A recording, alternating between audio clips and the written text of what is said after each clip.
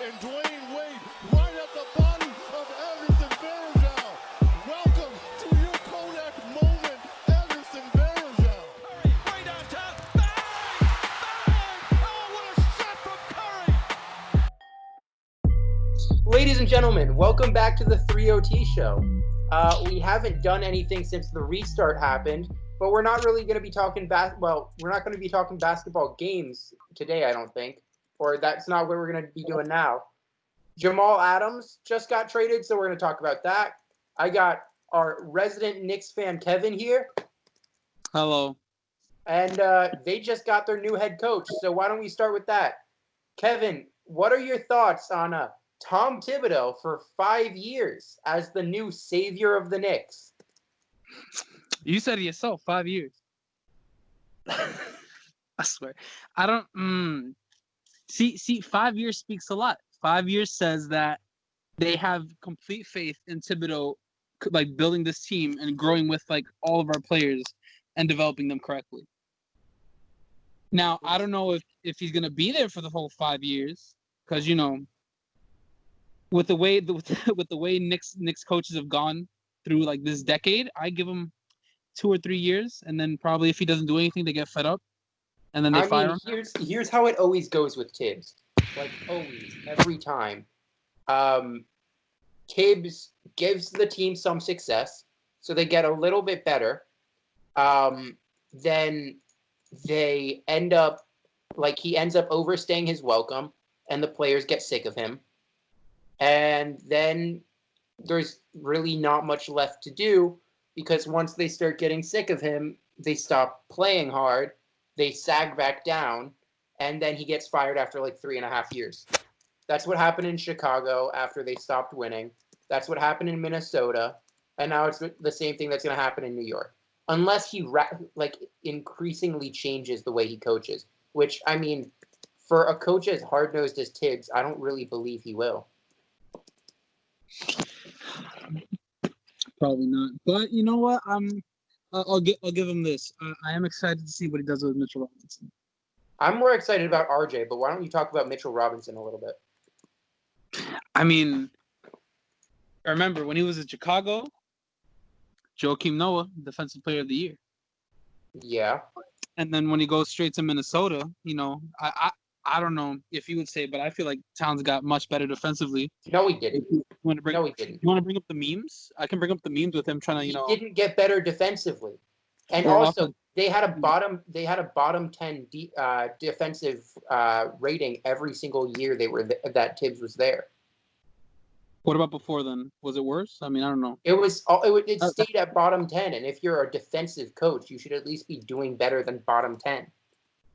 That's true, but I'm excited. If you're a defensive-minded head coach, what's your strength? Defense. So you shouldn't have a team that is horrible on defense and decent on offense just because of your talent. So if he can really connect with RJ, if he can make what's his name? Oh my God. We're getting the players already.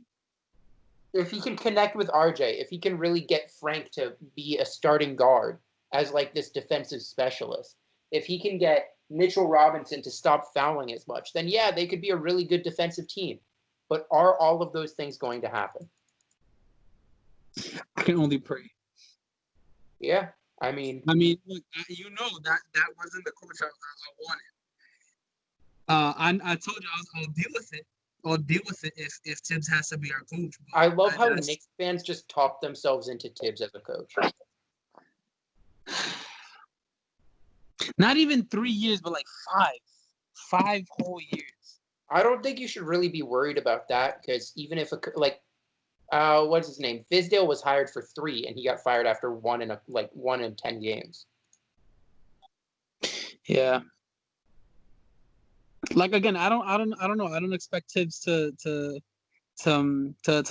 hold out his whole year deal.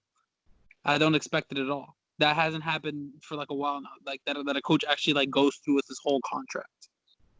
Yeah. But if he does, I mean, hey, I guess I'll have to see how a rebuild with Tom Thibodeau heading I think A you young guys Knicks. really need to trade for some sort of offense now.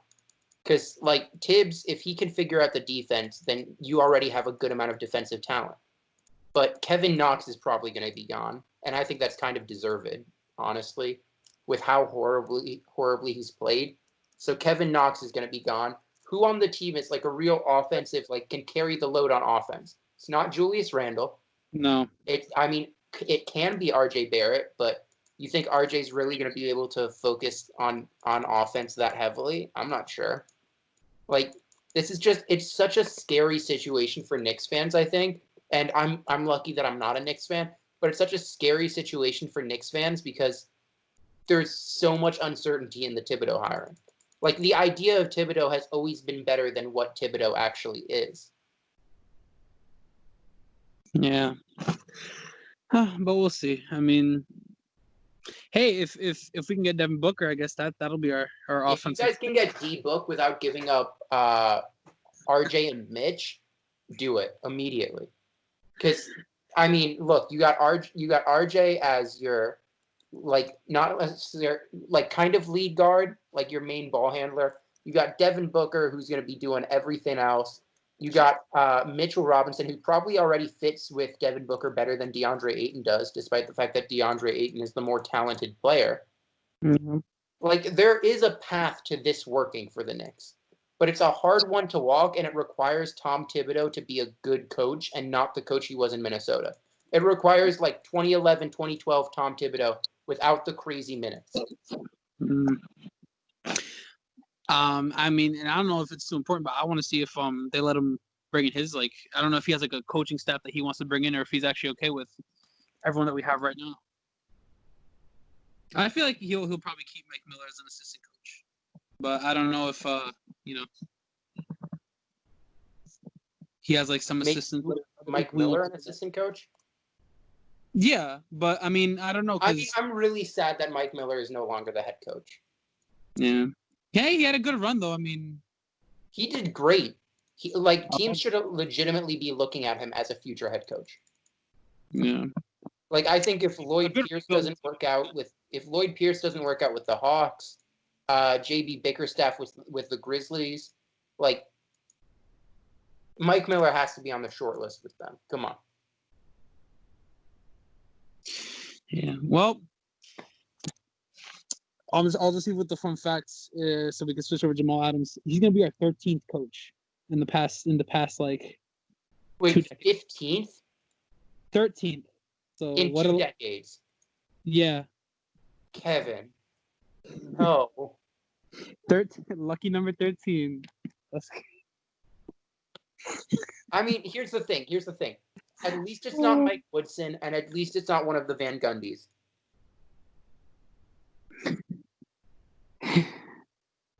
Don't the Van Gundys are genius. Yeah. I really wish that. I mean, because they said Kenny Atkinson got they brought him in again for an interview, and then Tim just came out saying like, oh, I guess not since you guys are stalling so much, and then all of a sudden, bada bing, bada boom. But